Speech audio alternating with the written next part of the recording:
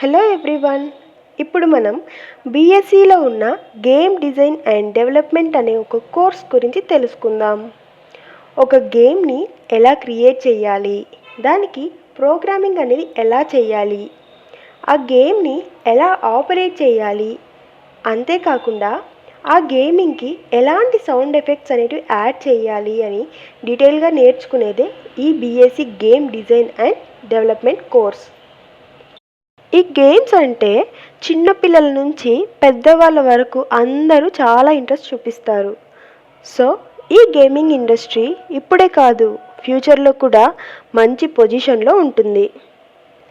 ఇలాంటి గేమ్ని డిజైన్ చేయడానికి స్కిల్స్ అండ్ నాలెడ్జ్ కూడా అంతే అవసరం కదా. సో ఈ కోర్స్ నుంచి మనం ఈ గేమింగ్ గురించి కంప్లీట్గా నేర్చుకుంటాం. ఈ BSc game design and development course అనేది 3 ఇయర్స్ డ్యూరేషన్ అనేది ఉంటుంది. అలాగే ఏం ఎలిజిబిలిటీ కావాలి అంటే 12th పాస్ అయి ఉండాలి. అలాగే అబోవ్ 50% మార్క్స్ కంపల్సరీగా వచ్చి ఉండాలి.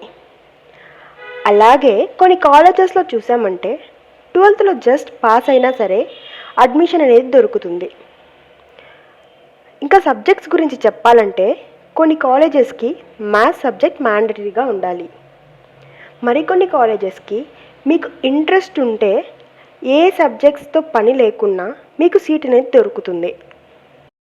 ఫీజ్ స్ట్రక్చర్ గురించి చెప్పాలంటే డిఫరెంట్ కాలేజెస్కి different kind of fees structure అనేది ఉంటుంది. అది మీరు సెలెక్ట్ చేసుకునే కాలేజ్ అండ్ యూనివర్సిటీ పైన డిపెండ్ అయి ఉంటుంది.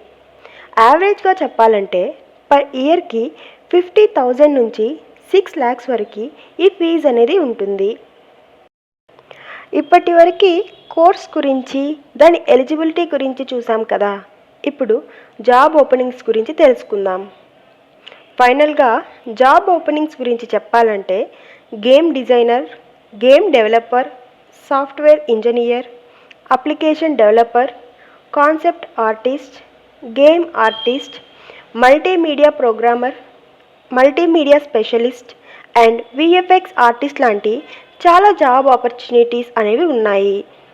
అంతేకాకుండా వీరికి ఇండియాలోనే కాదు, అబ్రాడ్లో కూడా మంచి ఉద్యోగ అవకాశాలు అనేవి ఉన్నాయి. సో ఇలాంటి రోల్స్లో ప్లేస్ అయిన వారికి పర్ ఇయర్కి యావరేజ్గా 2 lakhs నుంచి 15 lakhs వరకు శాలరీ అనేది ప్రొవైడ్ చేస్తున్నారు. ఇప్పటికైతే ఈ BSc game design and development course పైన ఒక ఐడియా అయితే వచ్చింది కదా. ఫర్దర్గా కోర్స్ గురించి కానీ, ఫీజ్ గురించి కానీ, లేదా కాలేజ్ సెలెక్షన్స్లో ఏమైనా డౌట్ ఉన్నా కానీ స్క్రీన్ పైన కనిపిస్తున్న నంబర్కి కాల్ చేసి ఫ్రీ కౌన్సిలింగ్ తీసుకోవచ్చు.